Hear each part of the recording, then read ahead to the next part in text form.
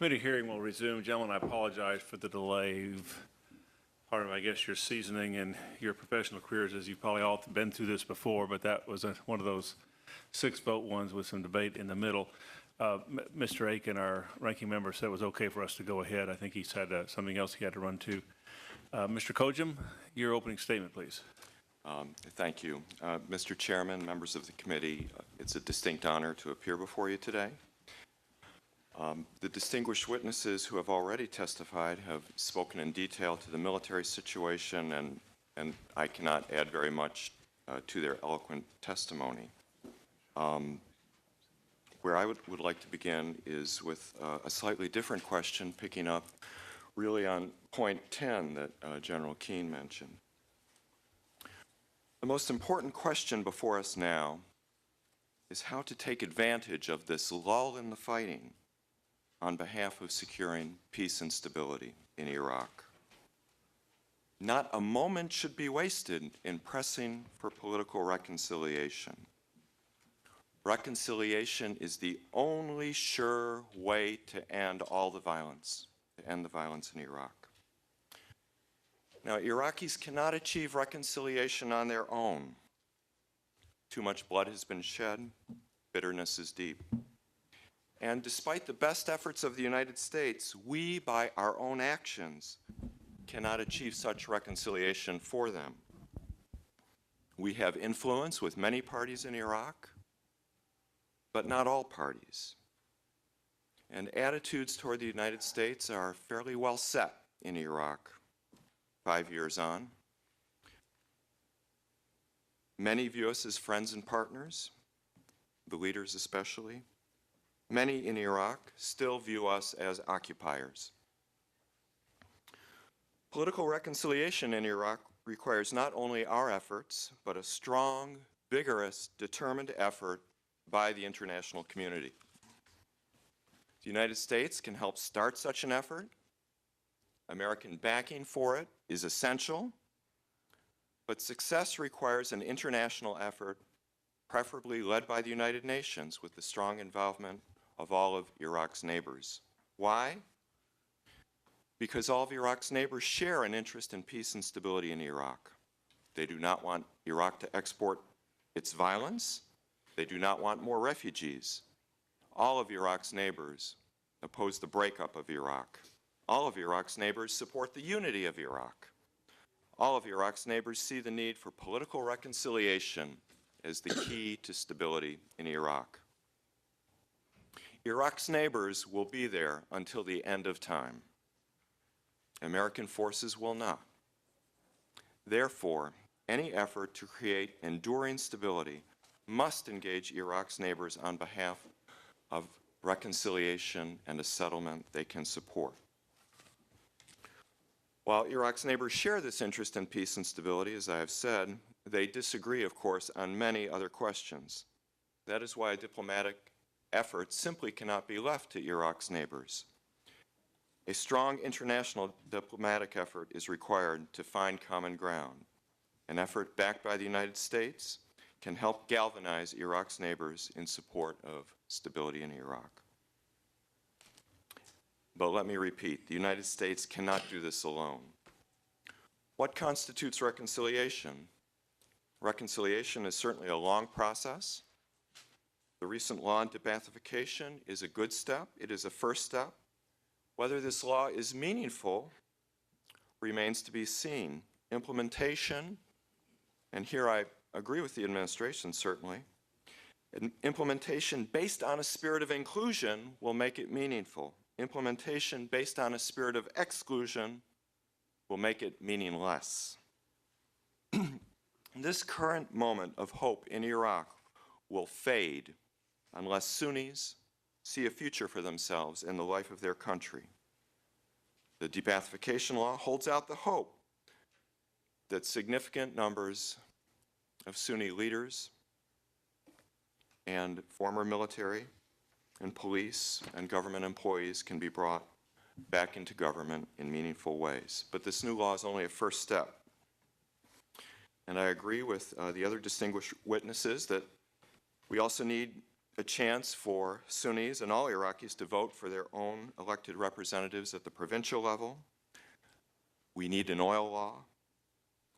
All parties need to share in Iraq's oil wealth. There needs to be a negotiated outcome for the future of Kirkuk. The current moment is one of possibilities and hope if we take the steps to make it so. And we are seeing tantalizing signs of possible new political alignments in Iraq between Sunni leaders and Shia nationalists on behalf of a united Iraq and on behalf of reconciliation. We see the start of dialogue between Sunnis and Kurds. We see an olive branch from Abdulaziz Hakim toward this Sunni awakening. The time is ripe for dialogue and intense diplomatic engagement, not only by the United States, but by the international community with complete American support. Otherwise, the current lull in violence, as important and as significant as it is, will just be a timeout in an unfolding sectarian war and a future Iraq made up of gangs and warlords.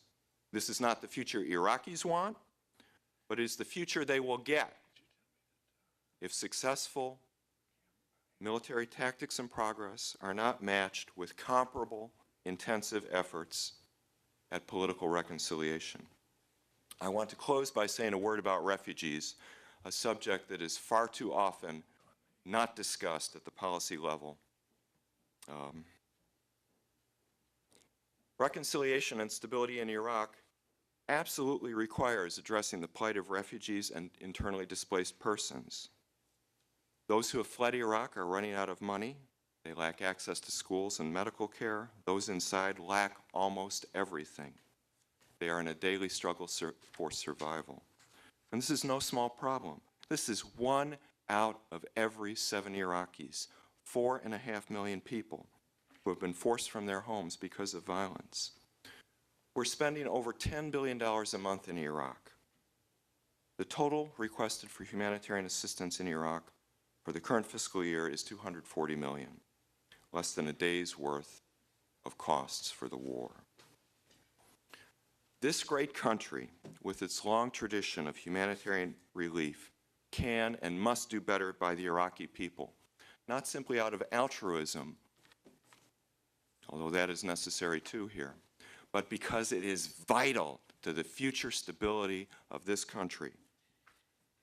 The last thing the region needs, the last thing Iraq needs, is another large and bitter exile community akin to that created in 1947-48. Tolerable outcomes for the United States and Iraq are still possible if we use all the tools of national power. And my distinguished counterparts here have spoken, certainly, of the importance of military power and what it has accomplished. I'd simply flag for you, as I appear before your committee, that we need to use all the tools of national power, certainly diplomacy among them, on behalf of national reconciliation, building regional stability, and helping the Iraqi people. Thank you. Thank you, Mr. Kojm, and thank you all for your opening statements, your very thoughtful statements. I meant to mention also, in addition to the voting schedule, as you know, we've had this issue with the defense bill. It's on the floor right now, and so Mr. Skelton planned on spending considerable time with us, as did other members, but they're on the floor for the debate on the defense bill. We'll put ourselves on the 5-minute clock here, and I'll begin with the questions. The first question I wanted to ask is, I think I'll direct it to our military folks, is as you all look ahead, and you're pleased with the direction things are going, but as you see the size of the American force in Iraq going down, do you at some point anticipate some kind of a formal decision in terms of what activities those forces should be engaged in? This is a discussion that I think began last year. When we first came back, we had that discussion. There'd be limits, and I sat down with a pen and pencil and realized, well, actually, that wouldn't be much of a limitation, because you could have, tens of thousands of troops to guard U.S. civilians. I mean, so as you all look ahead, is that a practical way of looking at the use of U.S. forces as the numbers come down, that they would be restricted in certain kinds of activities? Let me, if I may. Yeah. I know General Keane's got an informed viewpoint on this. One of the things that has concerned me from the start, and I don't say this in a, anyway in a confrontational way, is that Washington not try and drive tactics and operational decisions in Iraq. There is a legitimate strategic argument, I would suggest, for the next administration to tell the military commander, joint commander on the ground, I want you to get down by half your forces. At which point I would expect the military commander to come back and say, if that's your constraint on me, here's what I'll do with them. But I'd be really reluctant. And by the way, some of the suggestions have been completely asinine. That we're going to instruct you to go to the borders and guard the borders. That's not where the war has been. It's a civil war inside Iraq. Why would we assume we could guard thousands of kilometers of Syrian frontier, Iranian frontier, Turkish frontier, when the threat is inside Iraq to a large extent? I think the other thing I've said is, be careful. Don't you dare go to a force largely suggested by the Baker-Hamilton report, in which there's a modest, tiny combat presence, and will be out of the political eyesight of the American people because we'll be doing embedded training and intel and logistics and air power, because I honestly believe the theater is too dangerous to not have a substantial combat presence on the ground. The number I jerked out of my own judgment was 7 combat brigades. Go below that, get out of Iraq, except for a Marine battalion in the Green Zone. So I think there ought to be a certain sense of modesty out of the Congress to not try and drive antipathy toward this mismanaged war by substituting their judgment for those of the military commanders on the scene. No, that's the gist of my question too, because it was there is a temptation when you're dissatisfied with what's going on to say, we're going to keep your forces there, but don't get in the civil war. Just go after Al Qaeda. Well, how do you sort that out when you're doing door-to-door searches or trying to make a neighborhood safe? General Keane, do you have any comments on that? Well, I think it's just as reckless for somebody here to provide instructions on what the numbers of forces should be in Iraq. I think that the situation there should be driven, by the conditions that are there and that reality.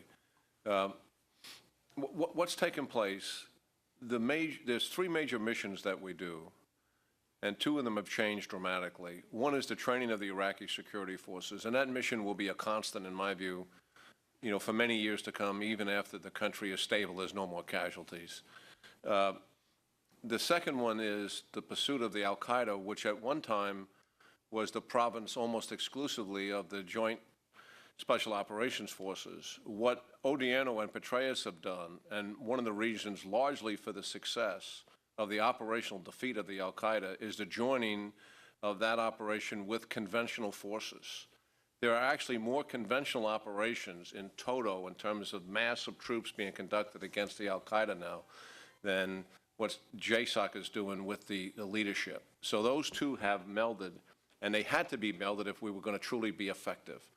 And then the third one is protecting the population in Iraq, which soaks up most of our forces. So those are the 3 major missions, and I think the major change will take place as the Iraqis develop capacity, and they're developing it all the time, and it is a good news story. As I said in my opening statement, they are largely in the south by themselves. They are largely in the north by themselves, and in 08, we will find that in the west and in parts of the central region. So that is the major transition will take place, and that actually permits the reduction of forces. Initially, the 25% reduction, and then something that'll beyond that. And as I indicated, I think that's the logical time is probably 09 to see that come to fruition. I don't believe we should dictate the mission, and I don't think we should dictate the force size as well. The overall strategy in Iraq, certainly for a new administration, is a decision and a policy question that they have to deal with in terms of what is the outcome they want. Mr. Reagan for 5 minutes. Thank you, Mr. Chairman. A couple of questions. The first is, it appeared to me that a series of things, and your testimonies reflected the same thing, that it wasn't just one thing that went right, but a whole series of things have really come together and produced some arresting kinds of positive results. One of those seemed to me, in a sort of ironic and amusing way, we who work in D.C. tend to think in terms of centralized governments. It seemed that the real success was at the local level. It seems that Iraq, even though the State Department told me they have no concept of federalism, yet it seems like the concept of local government is uniquely suited to these places where there's these tribal differences. And it seems like great progress at the local level, provinces and towns and cities and local sheikhs and all being willing to shake off the al-Qaeda and join with our Marines and other places and starting to build at the local level. Now, first of all, I'd like you to comment on that, and was that a positive piece of what made things go well, or was that just sort of an ancillary thing, oh, by the way, this happened? And then the second question I have is, my concern is that local government and federalism cannot really endure long if the money comes from oil, which goes to the federal government or the parliament, and then the parliament controls the money entirely. Because if he who controls the money is going to control the government. And so my question is it not a very important next step to make sure that there are some dollars guaranteed to local governments just to make sure that federalism is alive and well? So sort of a two-part. Who's that question for? Whoever wants to take a shot. General Keane, if you want to do it first, then, or... Well, let me just offer one brief comment. First of all, I think it was crucial that we discovered the power of tribal authority as part of this new strategy. The new strategy is really bottom-up, outside in, and it's, I think, a very important. It's our coming to realize those power structures and how to make them work. Now, it still creates this dilemma of how do you create a coherent central government? Because if the central government isn't working and the provincial governments are working, then you've got a problem about how do you hold this place together over time. But there's no question that is the foundation of a much more successful strategy. And it wasn't an accident. Our people really went to school on this and learned that capacity to make that happen. And I think it's a crucial dimension to our success. Now, your point you raised about how do you share revenue, I'll just say this is one of the dilemmas we have is the provincial police are allowed to hire people, but the federal government pays them. And last year, they left over half of their budget on the table because of a tug of war between Baghdad and the province. This is a problem. We're going to have to get this fixed. Yeah, this is an interesting question, and my own discussions with Iraqi insurgent leaders and other Sunni officials and some of the Sheikh tribal leaders, it's kind of been a fascinating process. Out in Anbar province, certainly the repression of the al-Qaeda, the cumulative effect of that for almost 4 years, forced marriages, the killing and raping that was taking place, the behavioral modification that was taking place to the degree that it was, they crossed over at some point where their future for their children was far more important than their very lives. And that was being pressed on the tribal leaders themselves by the people. So this bottom up is interesting. And then the key Sheikh leader came to one of the brigade commanders and opened his heart to him on the subject and asked for assistance. And that is how we began. And that started actually in Ramadi itself. And then it spread to that entire province much faster than anybody could have imagined. But the second thing is very instructive. The Sunni insurgent leaders, not all of them because they don't all agree, and some of them are still fighting us, they strategically met and believed that they could not win. They had far too many enemies. They had the al-Qaeda. They underestimated the Shia militia response to the provocation of the Samarra mosque bombing and what it did to their people. They had the United States military and they had the Iraqi security forces. They made this decision. As President Bush made a military decision not described in this fashion, but in fact, the way they look at it from their eyes, to occupy the capital of Baghdad with U.S. military forces. they made a decision that what they needed to do was to influence this Shia-dominated government while the United States had its most influence on this power they believed it would have. And they haven't had this kind of influence on this government for a number of years. And that is also what brought them to this movement. So they were pulling back from the insurgency, seeking some kind of political accommodation. And that brought the people out in numbers, even beyond the Anbar province where those tribal sheikhs and leaders are, into the other provinces themselves. So it's been a fascinating thing to sort of pull the threads and understand what actually took place here. And those two factors are stunning in terms of the amount of time it took. And the other point I would make is on the revenue sharing. The Shia model of government is strong provincial government with money to operate with a looser central government, if you will. They want to achieve that. They have such a weak coalition in power right now, they're having great difficulty getting to it. But when you talk to them, the intellectual backdrop for what they want to do is that. That's where they're moving. They realize that the money in the hands of provinces and municipalities is going to be much better spent. The Sunni model of government is centralized power, centralized funding, and centralized distribution.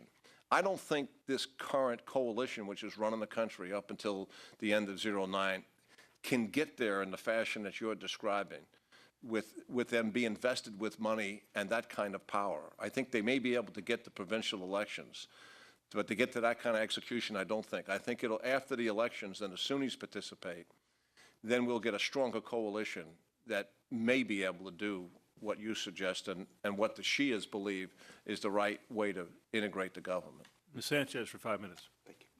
Thank you, Mr. Chairman, and thank you, gentlemen, again for being before us today. I just wanted to begin by saying that, you know, there's been a lot of talk, and there's a lot of our colleagues. There's some of our colleagues who would prefer to see a timeline or would prefer to see a number of troop reductions and everything. And, you know, that more or less stems from the fact that if you continue to look at where the American people are, they really don't want us spending $3 billion a week in Iraq. I mean, my dad always used to say that, you know, I sit on the board of directors of America USA. And one of the things we do is we look at the limited resources and we decide where to place them. So I think for a lot of us, especially those of us who have been on this committee, we really have been trying to sort out where we move and how we move and what we do. We're not trying to micromanage the process. I would just, you know, caution that we really aren't trying to micromanage this process from the Congress, but we are trying to figure out where we place limited resources, whether we place them on domestic issues or whether we put them into Iraq. And I would also like to say that even though, and I do believe that the surge is working, and I don't think the surge is a strategy. I think it's a tactic, personally. That's the way that I view it. I would say that even though I think that it's been working, meaning to try to create the space, which is really the strategy for political and economic whole things to happen in Iraq. I mean, the fact of the matter, if you look at this past year, 2007, it was the year of the entire war where we've had the most casualties to our men and women in uniform. So we're not out of the woods yet with respect to that.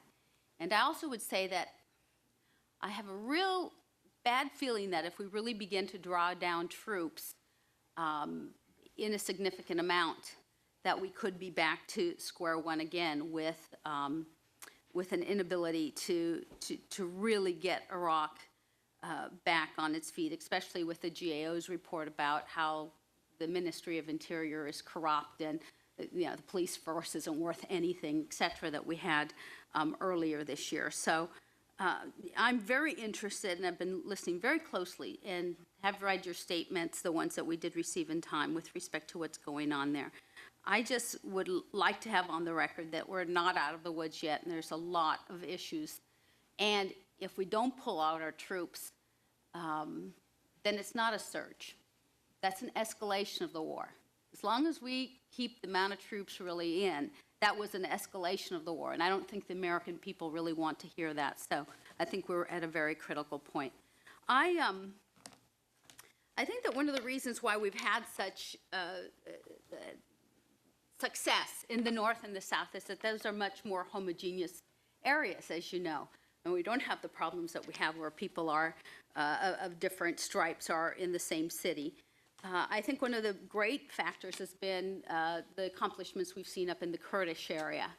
And to that extent, the question that I have for y'all is with respect to the Declaration of Principles that was recently signed by Prime Minister Maliki and President Bush, talking about the presence of U.S. troops for the future in Iraq.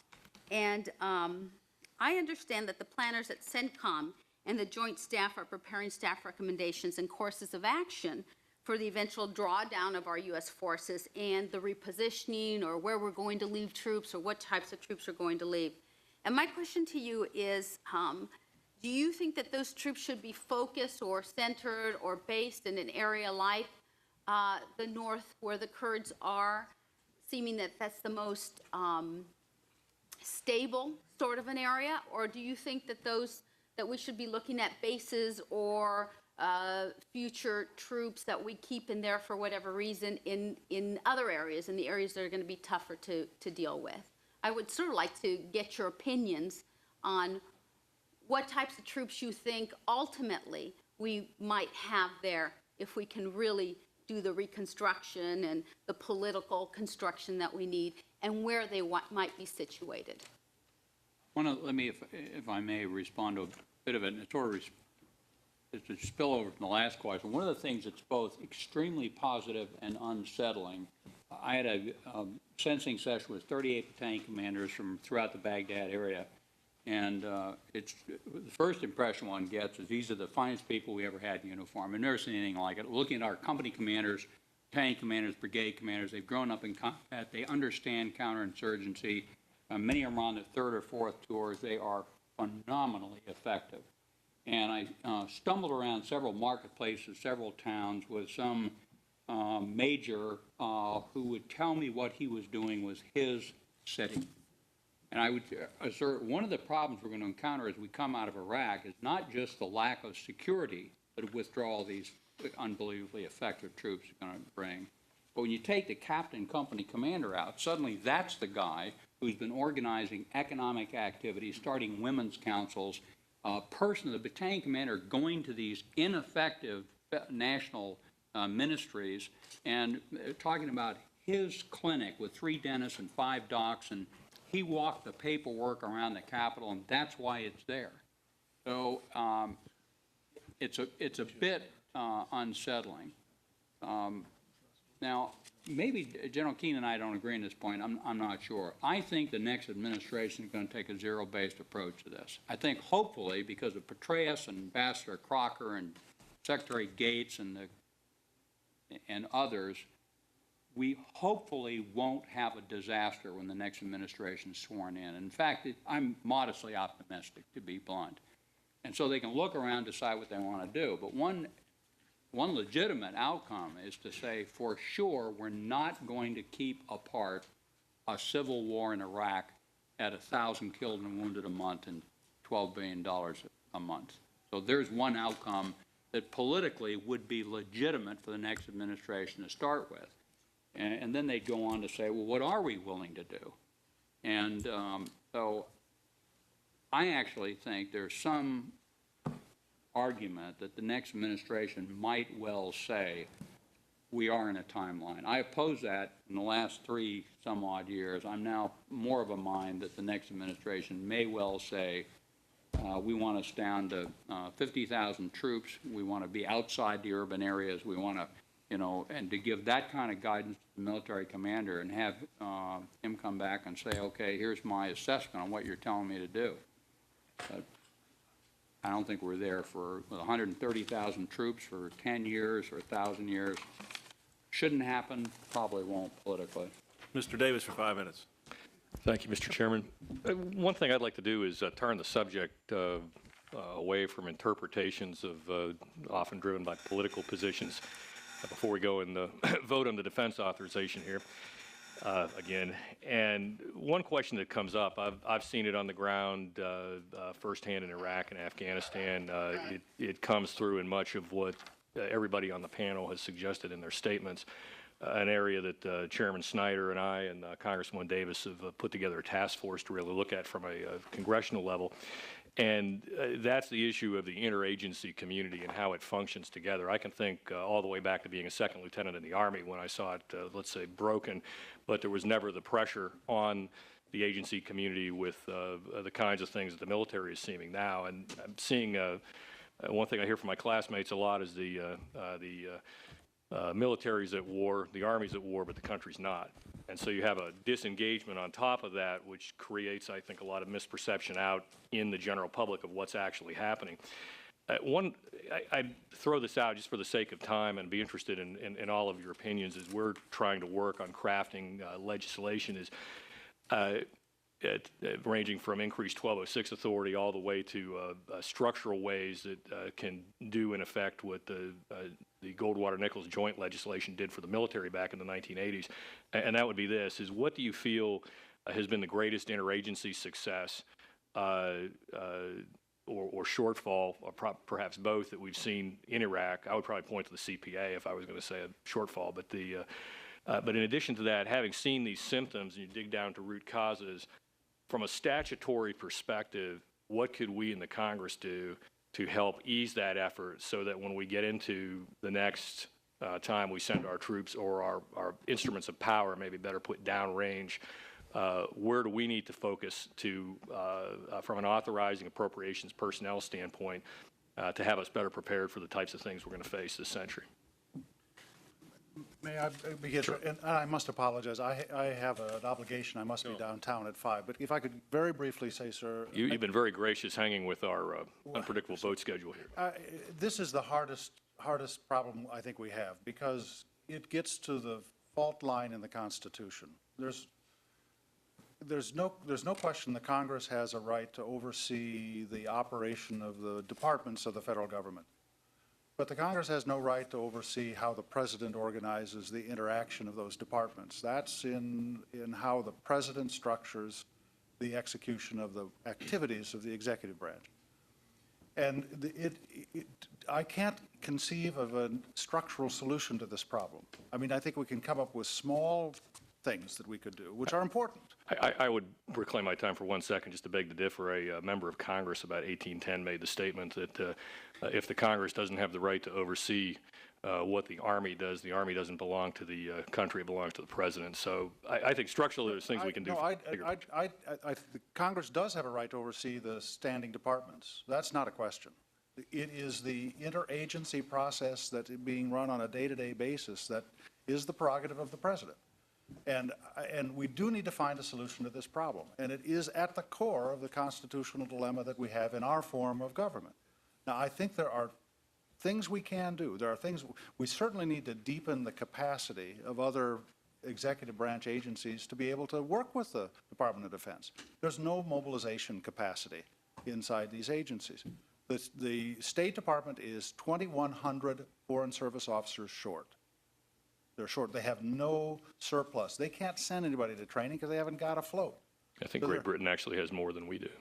Sure. And so there are very real things we can do. I'd love to come up and talk to you about, I think it's very hard to come with a legislative solution to the interagency process because of this constitutional question. But there are things that you can do and things I would strongly encourage you to do that would help build up these other departments, because the Department of Defense has been pretty much alone in this thing for far too long. States trying. I'm going to take you up on that invitation to meet personally with you, and we'll arrange that. I'd be interested in your opinion as well, especially the general, just from the standpoint of I feel like I have college classmates that are pro-consuls in some cases more than they're managing all kinds of things very well, but really outside what their purview is. They've kind of well, I know, and General even Keane, if you could be brief, please, then we'll go to Mr. Seastack for 5 minutes, and that bell you heard off is the buzzer, and we'll let you go after that because you all been very patient here this afternoon. When we were recommending this counteroffensive to the president, and one of the concerns we had was that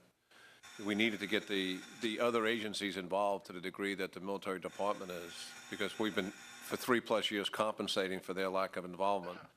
I really believe we have to take a stab at the structural change and organizational change, and then the education and training of the people who are involved. It was put together post-World War II. I think it has served us well for a while. And the post-9/11 era, the global information age, it cannot keep up. And that's the reality of it. And I think serious people have to come together to look at solutions for it in a post-Goldwater-Nichols era. That's the reality of it. I do believe there are structural changes that we can make. I do believe we can make an organizational change. There has to be a formal structure that people participate in and are held accountable for their performance in that structure. And also, they have to receive education and training to be able to deal with the complexity of the interagency. And then I think we should, before we do conflicts, this group comes together. And it initially is probably headed up by a military commander in a planning and preparation phase, and then in the execution phase it is as well. And early on, the military commander stays in charge of it, and then maybe at some point, as we're dealing with more stability operations than military operations, we switch and another agency head takes over the Joint Integration Task Force. But there's a lot we can do, and we should do it, and we should stop talking about it and start doing something about it. Mr. Seastack for 5 minutes. Thank you very much, Mr. Chairman. General, I was taken by your comments that people should not, because of success in Iraq or because of frustration with the length, be calling for a redeployment. I have always been taken by some of those, at least on the side that ask for redeployment, that they're not doing it for any other reason that they believe it to be an improvement in security. I say that because with the following background in the short term, that there's not pre-surge, there was not one Army unit, Guard, Reserve, or active here at home, not one, that could deploy anywhere in the world because its state of readiness was so bad. Korea has no, in open testimony, Army units that could deploy to protect the 27,000 troops there. We were told by the CINCPAC that Air Force and Navy would back them up. Well, you know what the war plans call for. Afghanistan has the highest increase in violence we've ever seen this year with record harvest cross. The Taliban are in the ungoverned regions again. Pakistan, probably the most dangerous place in the world. In the longer term, I see an army that 42% of its recruits are in the below mental category. To your point, General. No training in any other warfare area, except for Iraq type of. And then China, probably where the center of strategic gravity for our nation needs to be. To my mind, we're still at the same place we were the last time you all testified.